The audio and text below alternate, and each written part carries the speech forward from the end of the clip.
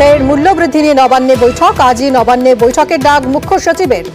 বাজারে দ্রব্যমূল্য নিয়ন্ত্রণ নিয়ে পর্যালোচনা হবে বৈঠকে। কথা বলবো সোমরাজ আমাদের প্রতিনিধির সঙ্গে। সোমরাজ, আলু পটল কিনতে গিয়ে রীতিমতো নাভিশ্বাস উঠছে সাধারণ মানুষের এবং মুখ্যমন্ত্রী মমতা বন্দ্যোপাধ্যায় তিনিও আমরা দেখেছিলাম যে এই যে শাকসবজির দাম আকাশ ছোঁয়া উদ্বেগ প্রকাশ করেছিলেন এবং সময়সীমা নির্ধারণ করে দিয়েছিলেন।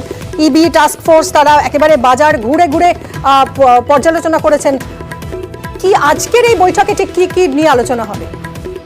দেখো, মুখ্যমন্ত্রী মমতা বন্দ্যোপাধ্যায় 10 দিনের সময়সীমা দিয়ে দিয়েছিলেন যে 10 দিনের মধ্যেই দ্রব্যমূল্য বৃদ্ধির দাম কমাতে হবে। সেই 10 দিন শেষ হবে আগামী বুধবার অর্থাৎ আগামীকাল। তার আগে মুখ্য সচিব বিপি গোপালিকা এই নবান্নে উচ্চ পর্যায়ের বৈঠক ডাকলেন।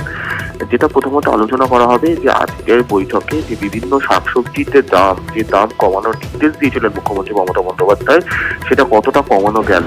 দ্বিতীয়ত পুলিশের কি কি পদক্ষেপ এখনো পর্যন্ত নেওয়া হয়েছে, বিশেষত হিমঘরে আলু মজুত করার এলাকা থেকে শুরু করে যে বিভিন্ন জায়গা থেকে সবজি আনা, বিশেষত যাতে অন্যান্য রাজ্যে যাতে সবজি রপ্তানি না হয় এই বিষয় নিয়ে এখনো পর্যন্ত পুলিশের তরফে কি কি পদক্ষেপ নেওয়া হয়েছে।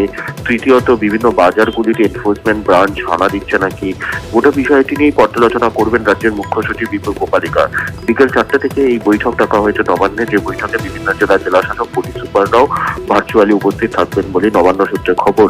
কৃষি দপ্তরের আধিকারিকরাও উপস্থিত থাকবেন। ইতিমধ্যেই নবান্ন দাবি করে জানিয়েছে যে গত কয়েকদিনের তুলনায় সবজির দাম অনেকটাই কমানো হয়েছে, কিন্তু সেক্ষেত্রে আরো কতটা নিয়ন্ত্রণে সম্ভব বা আরো সুফল বাংলা স্টল বাড়ানো সম্ভব নাকি, গোটা বিষয়টি নিয়েই পর্যালোচনা হবে। এবং তার জন্যই আজ নবান্নে উচ্চ পর্যায়ের বৈঠক ডেকেছেন মুখ্য সচিব বিপি গোপালিকা। বিকাল 4টা থেকে এই বৈঠক হবে। মুখ্যমন্ত্রী 10 দিনের ডেডলাইনের সময়সীমা শেষ হচ্ছে আগামীকাল। তার আগেই এই বৈঠক যথেষ্ট গুরুত্বপূর্ণ হতে চলেছে বলেই মনে করা হচ্ছে। ধন্যবাদ সোমরাজ।